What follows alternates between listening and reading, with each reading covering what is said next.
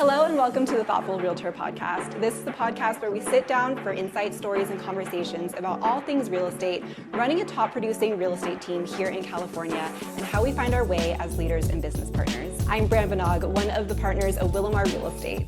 Today, I have the pleasure of speaking with a good friend and client, Cameron Lehman, who is a ghost and speechwriter. One of the things that you've taught me is the importance of storytelling, regardless of who you are, and especially for people who are trying to be of more influence, the importance of message and delivery. And as a real estate agent, I have had the privilege of meeting people like you, incredible professionals, business owners in San Francisco. And so I'm very happy to have the opportunity to see how you can connect with other people in our sphere. So thank you, Cameron, for being here. What a pleasure. I want to start by sharing more about your background because you have a remarkable resume. So I'm just going to bring it up here. Cameron Lehman is a writer, editor, and entrepreneur. He started his career at Anheuser-Busch, where he worked on 3 Budweiser Super Bowl campaigns, after which he co-founded Harbury, Illinois' first cannabis dispensary, and the edtech marketplace Leland.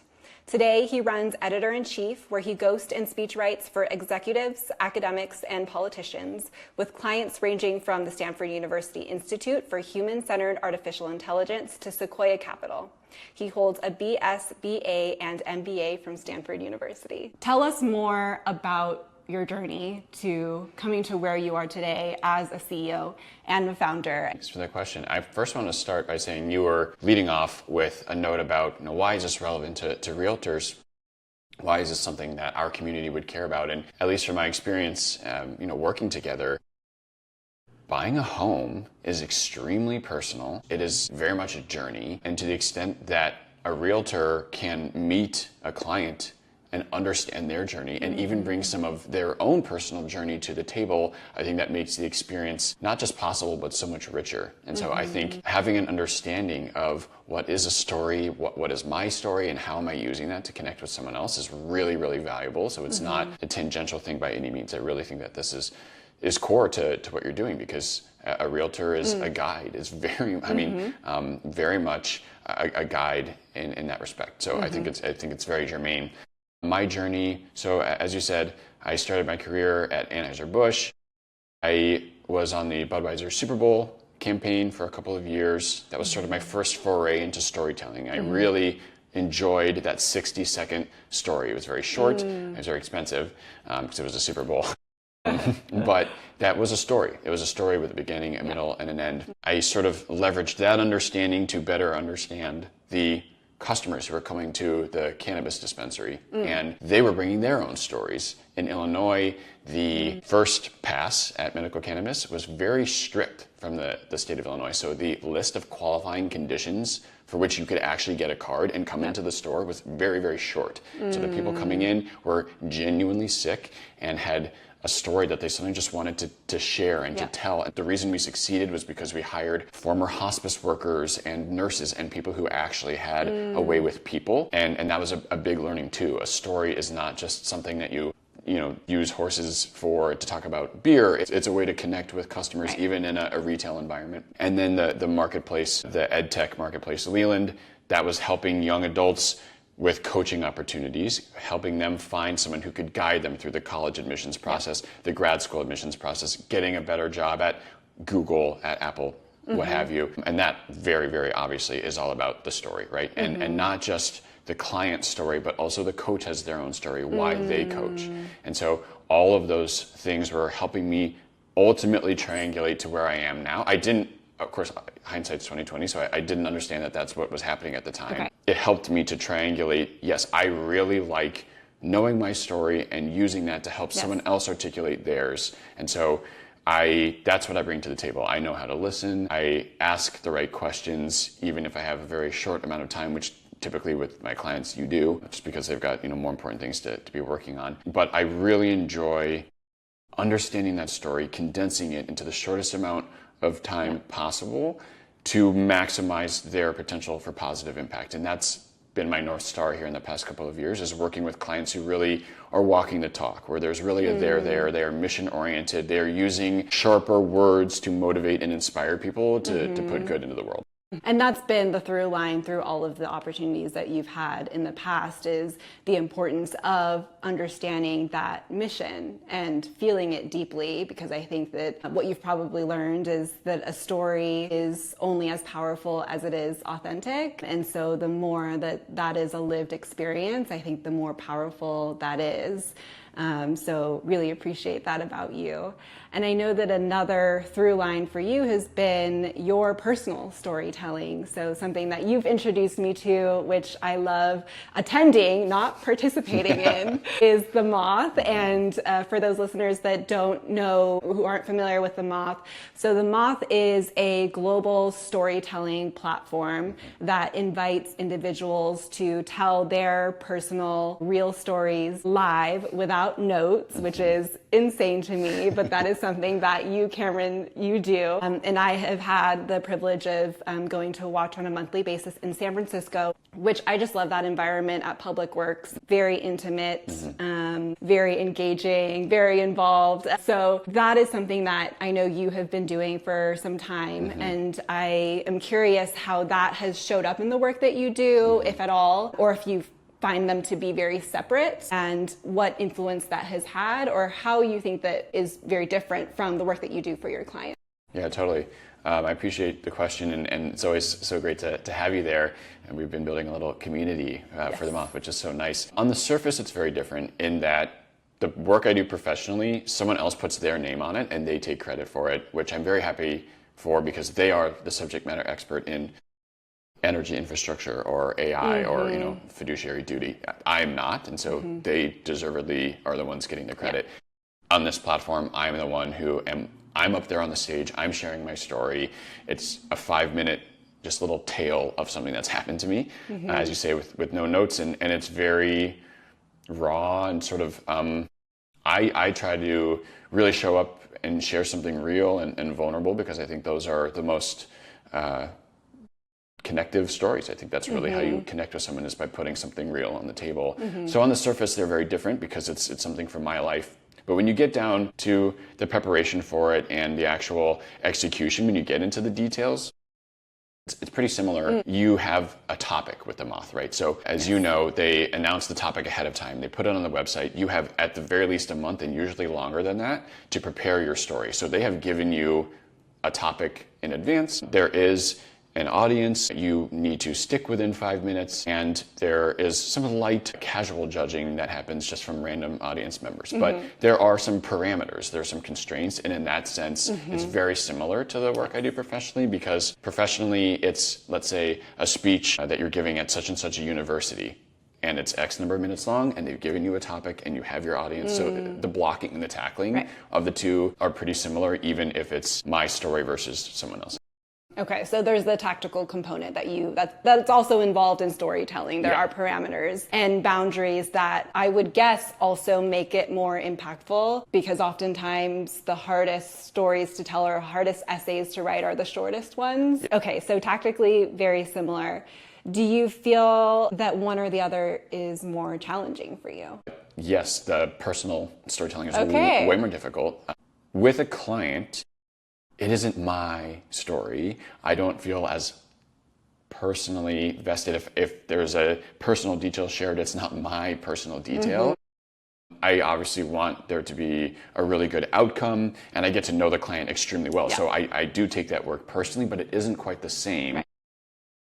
And there is just a bit of distance when it's someone else's. Ultimately, their name is on it when it goes into the Financial Times or goes into Fortune. Like, I am not the one putting that out there. Even though the stakes are much lower at The Moth, like, there's a couple hundred people in the audience, and that's pretty much as far as the thing goes. It still feels more difficult because I am sharing something really personal. Again, I will never be the person up on that stage offering platitudes, offering, a fluff piece. I really put stuff out there. And so in that sense, you're offering yourself up to the judgment of complete strangers. I mean, as you know, Public Works gets filled up with 300 to 400 total strangers. And so that can be hard. And for me, the biggest challenge is making sure that I, within the 5 minutes, am following the parameters and sharing something genuine. It would be so easy to wrap things up in a bow. It would be so easy to just say, oh, and then everything ended nicely, which is kind of what you have to do when you're ghostwriting. Like, you're very incisive, you're very decisive, you're making a point, and it's more difficult to be vulnerable and be open-ended and to say, I don't know, or it didn't end well, or any of the other true things that we actually experience in life. So in that sense, because it is drawing from real life and it's not just an opinion piece or a speech, the subject matter itself is messier, so that can be more difficult. Yeah, I imagine. Very vulnerable. So on that note, I'd love to understand the process, and then we'll talk more about, who should be hiring a ghostwriter. When it comes to ghostwriting, and I actually really love the name of your company, Editor-in-Chief, because it suggests something that's more of a collaborative process, whereas I think some listeners might have a preconception, maybe even a negative association with ghostwriting, as in it is someone else telling your story in their voice. But from what it sounds like, it's more of a two-way street and maybe even more of an art. So give us more insight into what that process looks like. Let's say someone wants to hire you to write for them or to write a speech for them. What does that look like? Totally. It's definitely much more collaborative than you might think, once you peek under the hood. The very first thing I do when I'm working with a client is I ask for everything that they've ever written, every video that they've ever been in, every podcast that they've ever sat for, and I digest all of it because I'm just a nerd and I'm super curious and I just like learning. The farther away the field is from my area of expertise, the better. So I love learning about police staffing. If that's the topic that you want to learn about, I love learning about anything, especially when it's totally outside of my purview. So I digest all that information, and that's doing a couple things. One, it's giving me a sort of rough map of the industry that you sit in. And two, it's helping me capture your voice. So I am picking up on the little ways that you're responding to questions. How aggressive are you? How defensive? Are you playing things closer to the chest? Are you using humor? Are you not using humor? When are you using humor? When is the right time to pepper in a joke versus not? And so I'm gathering all of that by obtaining, going through all of the things that you've sent me. So I'm getting a lay of the industry as well as capturing your voice. So that's the very first process. It's an intake. I do all this research before we even work on anything. The second stage is sort of we're building the working relationship. So that's when a client might say, hey, I need a LinkedIn post every 3 months, or I am giving the speech in 6 months. I need it prepared by then. There can be more topical things, like the California State Senate has announced this bill on AI, and I hate it, the client might say. The client would say, this is awful. Please, write something with these 3 points. And so we are figuring out how to work together. I'm getting a couple of very discrete assignments, and I'm using what I've learned to capture their voice and draft things for them. The reason I call the company Editor-in-Chief is because I'm not just someone who is drafting and taking the voice out of your mouth.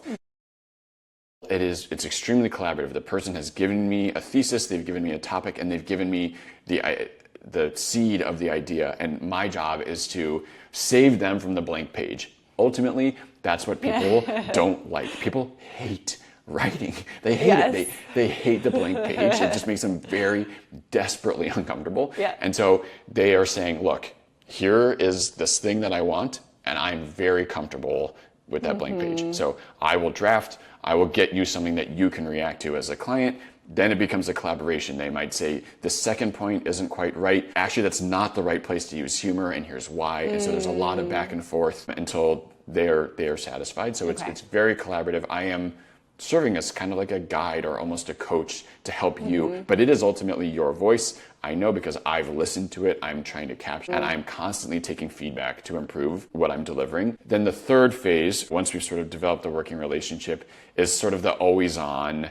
I'm there in a sort of like low hum capacity where I might be writing a LinkedIn post for you on a regular basis. You're a little more hands off because, we've established trust. You know that I can capture your voice. You might be giving it a light red pen before it goes out, but I'm doing a lot of the work and things are humming along. Or we've developed a cadence where you want an op-ed every however many months, and you may be giving me the topics ahead of time, but I'm in the background doing that legwork, and it's much more of a maintenance thing. So the goal is to get to that place where I know you well enough, I know your story and your voice well enough, that it isn't a lot of hours every single time that you have an assignment. So probably not as much of importance for something that's more written or digital that's being pushed out onto like a LinkedIn or even an op-ed. But for those who need to deliver a speech live, is that something that you also coach them through, is the delivery?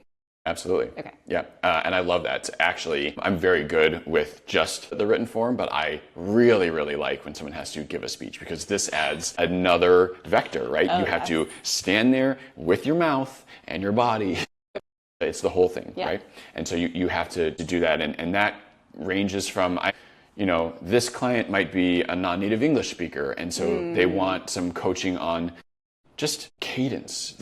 Tonality, where to emphasize acronyms. Like, there's just so many small things that we might take for granted that they just want to have someone point out for them that would take a long time to do with someone who didn't know you very well. So there's a component of it that's that. There's an understanding of who's in the audience listening to you then, and who is going to see the video or recording of it later. So there's a primary audience and then a secondary audience. So it's being able to understand the difference between the two. There's all sorts of things now that you've added on because you are in the room delivering it. And so, I'm very comfortable with that kind of work, whether that's a speech, like at an actual lectern, have done that. It could be a keynote address. It could be panel remarks if you're at a conference, just prepping you with Q&A, stuff like that.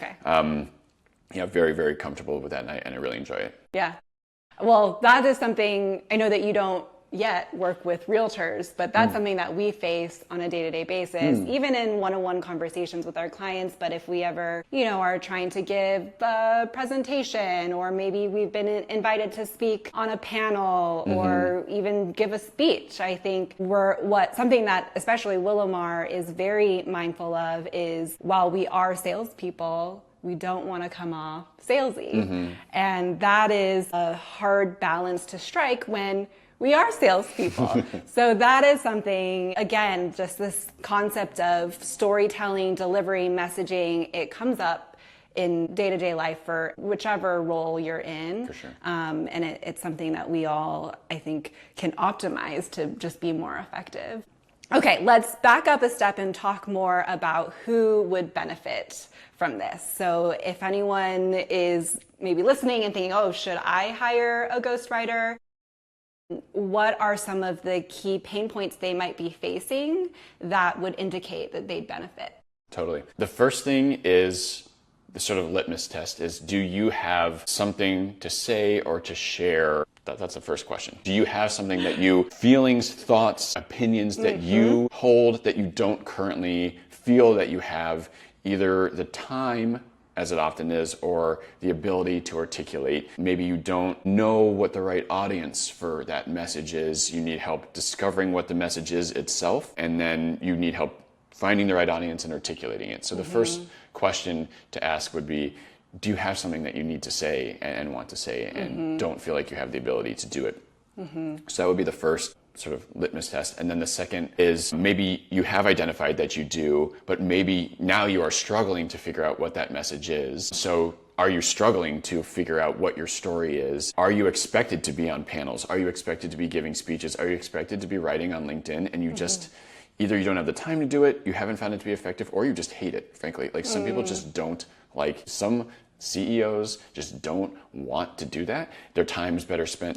They're very important. They're running a company, and their time is better spent doing almost literally anything else except that, but they still need and want to do it, right? So that's when you might think, okay, as you would with any other part of the company, hire someone who is an expert in that field. Is this something where I don't have to be putting my head through a brick wall every time I do it? I can find someone else to help me. Okay. And then the third question is, I am already doing it, and how could I do it better, right? Yeah. So you're getting some initial positive feedback, but you sort of have a sense that you could improve. But again, if you're running a company, the chances are you don't have time to rehearse and practice and rehab every single thing that's coming out of your office. And that's, again, where working with someone, of course, there's a startup cost to bringing on a partner like that. But in the long run, it saves you a ton of time and cost and effort, and ultimately is much more effective. So it's, do I have something to say? Do I know what I want to say? And how can I say it better? Okay. Something that I would think someone in that position might be wary of is starting to use you as a crutch. Do you find that it's an ever-evolving opportunity for them to grow when they work with you? So, as you mentioned, more of like a coaching concept where you see that they experience growth through your collaboration together? Or do you feel like it's project after project, they're needing you to come in? Yeah, that's such a great question. I would say I'm very fortunate to work with extremely strong-willed and opinionated leaders. The reason I get hired is because they are very forceful. They have answered all three of those questions that we just talked about. They have something they want to say. They aren't doing it as well as they'd like, but they know that they want to say this. I have never been in a situation where a client is leaning on me. It's very much a collaboration to figure out what their message is. I like to say, you can't look at your eyeball without a mirror. You can't look at your own eyeball without a mirror. My job is just to play back what I'm seeing to you. It's impossible to do it without that. In fact, I hate doing this for myself. I, as a professional in this field, cannot do that for me. I can't. And that's what these leaders find as well. But it's never the case that they are relying on me. Rather, they are bringing something very opinionated, something to the table. And my job is to really draw it out, in some cases to challenge it and pressure test it and kick the tires and make sure that's really what they want to say. Obviously, there's varying degrees of that depending on how baked the message is and how strong-willed the client is. But it's never the case that it's a crutch. It's always sort of an exfoliation down to the essence of what you're trying to say so that can really get through. Give us an example of a project so we can have a deeper understanding of what this actually looks like in action, of a project that either very recent or that you're especially proud of that you worked on with a client. One comes to mind. This is just the most recent, and I was very happy with it. I had a client who was going to a very large global summit and was going to be, is a premier thinker and just figure in that arena, and wanted to, and I'll back up and say, I'm so fortunate to work with people who are thought makers, and what they have to say changes the conversation. And they wanted to, in advance of what they were going to say at the actual forum, wanted to put it in writing so that people could be thinking about it and that could be percolating in even just the 4 or 5 days leading up to the conference, to the summit. And so we worked together. It was a super quick timeline. It was actually something that we had drafted months and months back, but that never saw the light of day. And one day I got a text from the deputy person who was like, "Oh yeah, we need this by tomorrow." I was like, "All right, got it." So thankfully, I obviously had the old draft on my computer, so I pulled it up and workshopped that to include a lot of details, things that had happened in the 5 or 6 months between the initial draft and the final. But then, that ended up being a pretty powerful op-ed that got in a pretty major publication. And I was pleased with that because it was a quick timeline. I'm so grateful to work with. These people are so much smarter than I am. They are so smart. And so I really like learning from them. And then it's cool. It's cool to be a part of a process where people are actually reading that and it's changing their opinions and it's changing their behavior. Me alone, I could never do that, right? I have this one particular skill. I can help you get there. But you did 40 years in your field to become the preeminent expert on that thing. And my job is just to help you better articulate it. So I'm most proud when my work is actually invisible. That's how it should be. You shouldn't really know that I'm a part of it because it just comes so clearly through as yours, your voice. Well, I know that your name is invisible, but I also am aware that your work can be found on various different platforms. So give us a sense of where some of your work has been in the past. Yeah. I've had op-eds published in the Financial Times, Fortune Magazine, World Economic Forum. There's a couple of examples. Speeches at major universities, video of that. I do some work with politicians here in San Francisco. Your local papers here, the SF Standard, for anyone who's in the area, will know that. And then a lot of it does live on LinkedIn. Someone asked me to write for LinkedIn. I was like, oh, come on. And I was pretty dismissive at first. And then I actually did my homework, and everyone is reading it. That's where so much thought leadership is built. And I was so happy to be proven wrong and withdraw that. And I write a ton now for LinkedIn. I do. And so there's no shame in building up your thought leadership there. It is flexible enough to accommodate short form responses to topics of the day, as well as longer form opinion. Of course, everyone aspires to get the big names that's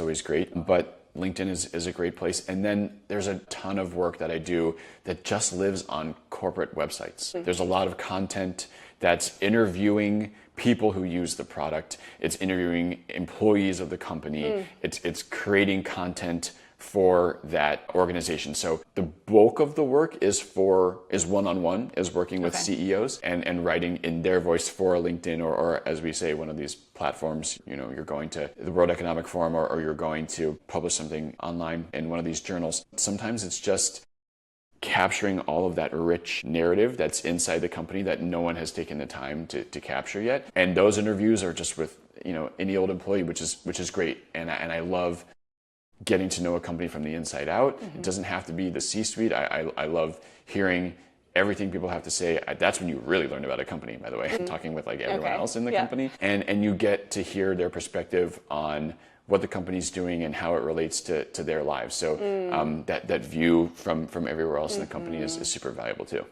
Well, Cameron, thank you so much. Is there anything else that you feel would be important to share to our listeners? Yeah, I would just say, for anyone, realtors or not, a story is so vital. It's how you move through the day. It's how we humans connect to one another. It's how we pass information along to our friends and our families and our kids. So being able to capture that, whether it is, else in a professional setting, or if you're just talking for 5 minutes at the Moth, or even just with your friends, paying attention to how you tell a story and how it makes you feel and how hearing one makes you feel is really relevant. I think that's why the podcast is so great. You get to hear other people's stories, and I would just encourage people to continue putting themselves in the way of good stories. You are incredible. The work that you do is so impactful. As you said before, there's so many people that have the knowledge and the experience to change the landscape of whether that's their industry or more on a larger scale, and it just requires some assistance and push to get that narrative and get that influence out there. So it's amazing to hear about the work that you're doing, and such a testament to how you operate too as an individual, and why I'm so honored to know you is the humility in which you approach it and the thoroughness and the thoughtfulness behind it. So grateful for you, Cameron. Thank you so much for taking the time. Where can folks find you? Yes, the website, the company, as you said, is called Editor-in-Chief. The website is e-in-c, so Editor-in-Chief, e-in-c.com, e-in-c. Partially because everything else was taken already, because that's how website URLs work. But I'm sure there's a way to link to it in the notes of the podcast. Short and sweet, we like it. Absolutely. Awesome. Thank you so much, Cameron. Thank you, Bran. That's a wrap on this week's episode of the Thoughtful Realtor podcast. I hope today's conversation sparked new ideas, whether about the power of storytelling, the art of ghostwriting, or the importance of finding and owning your own voice. Know someone who could benefit from Cameron's insights, an aspiring writer, a leader in need of a ghostwriter, or just someone who loves a great story? Send them this episode. You can find us at willamar.com or Instagram at thoughtfulrealtor. And if you haven't already, hit that subscribe button and leave us a review. We read and appreciate every single one. Thanks for tuning in, and until next time.